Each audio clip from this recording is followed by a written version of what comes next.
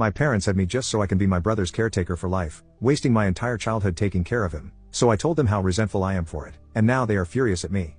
I, a 17-year-old male, have an older brother Shane, a 21-year-old male, who's disabled and will never be able to live independently. My parents knew from birth that Shane was physically disabled, but it was when he was around 3 they realized he was on the autism spectrum too. Then by the time I was born, he was also diagnosed with an intellectual disability. All 3 of them together mean he has a lot of care needs. Those needs mean he needs help to get in and out of his wheelchair and his bed, to wash himself and brush his teeth, to eat and drink, to have anything in his hand, and he's nonverbal, so he doesn't have the communication skills at all to express what he needs with words. I was primarily raised by other family members until I was 5. I spent those first 5 years moving from relative to relative and visited my parents and Shane. Once I was 5, my parents moved me in and started teaching me all about taking care of Shane. They had me picking up after him, learning to bathe and feed him, and all kinds of things. They told me how important I was to our family and how they knew Shane needed me before they even had me. I was 8 when my parents admitted they knew he'd need a sibling to look after him when they passed away, and they were so glad they had me so they never had to worry about it. My life has revolved around this, and it has also limited my life. There were things I just never got to do because my parents deemed them too high risk for me. So I don't know how to swim,